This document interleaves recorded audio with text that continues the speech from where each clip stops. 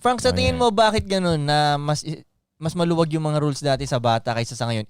Ano ba dati? Ngayon kasi, pwedeng, kaya baka mas maraming manyakol na tao ngayon. Kaya Kasi pinoprotektahan nila yung bata. Kasi pigil eh. Tingin ko nga eh. Kasi pigil. Pigil eh. Di ba ganoon naman talaga yun? The more napigilan mo ang tao sa kahit anong bagay, the more nagugustuhin niyang gawin. So mas pigil ba ngayon? Mas pigil. Tingin ko Ang mga sex na trip? Ewan ko lang pero kasi siguro parang yung generation ng mga magulang ngayon takot na masyado sa outside world dahil siguro sa media. Parang, Ewan ko parang mas maraming threat niya. Kasi sang nakikita Kaya nga, nila. yun ang tanong ko, bakit dahil ba may ganung rules, kaya ba alagang-alaga sa mga bata dahil mas maraming threat ngayon? Dahil sa nakikita na sa social media ko eh. Mas marami na silang nakikita eh. Dati kung ano lang naman balita sa TV. Yun Kasi lang dati, parang yan, kunyari, eh. dalhin mo yung bata sa mga hubad-hubad. Parang wala namang magtatangka dun sa bata na pagtripan yung bata sexually. Oo, hindi diba, ganun eh. Wala, Hindi ganun ang energy. Parang mas may, ewan ko, mas mabait ba yung mga tao dati? Hindi ko alam. Ano kaya? Mas hindi stress yung mga tao dati bata, ko. wag yan. Wag pakialaman yan. Walang may masamang intensyon dun sa bata. Diba? Sa ngayon naman tingin ko wala pa rin namang masamang intention. Ang nagbago lang yung perspective nung magdadala dun sa bata. May point yung intention nung magdadala. Oo, yung parang magdadala. ayaw na niya tuloy dalhin kasi iba na siya ng pag-iisip.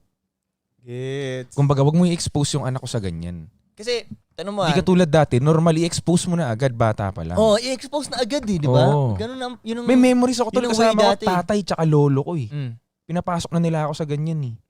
Kaya hindi ako inosente tuloy nung paglaki ko na, bawa, magkakasama kayong tropa, tara, biros tayo, ganyan. Mapapahama ka pa nun pag ganun eh. Yun yung nasa isip siguro ng magulang ko na hindi, expose mo na siya para bata pa lang, alam na niya yung mga, hindi na, reality yan eh. Hindi mo na maalis eh. Parang ganun yung mentality dati. Expose mo na para malaman yung reality, di ba? Dinadala pa nga ako sa kulungan nun eh. Okay. Pinapakita sa akin, yan ang kulungan. Ganyan, dyan ka mag-e-end up pag mali-mali ka ng gagawin mo. Yun. So, reality-based na. Ito yung mga mangyayari sa'yo. Ganyan. Hindi nila pinigilan, kumbaga. Kasi, pag pinigilan mo, lalo niyang gugustuhin i-explore yan eh, di ba?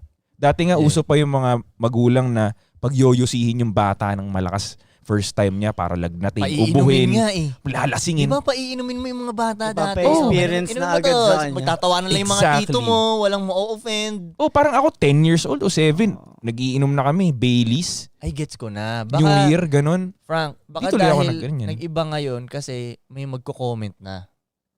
Magandang point Diba? yan. Kasi syempre, pipicturean mo na ngayon tapos ipopost mo. Kasi Dati mga walang tao, ganun eh. mga bata, ba't mo painumin yan? Tama. Magandang Makes sense yan. ko eh. Kahit halimbawa hindi ikaw yung nag-post pero nabasa mo ganun yung may isip mo na tuloy. Ay, masama kasi sabi sa comments masama. Oo. Kung iisipin mo itong mga nagko-comment na to, wala namang alam itong mga to. Tama. Hindi katulad dati, fina-follow lang nila siguro yung gut feel na ito ang nature ng ganito magpalaki.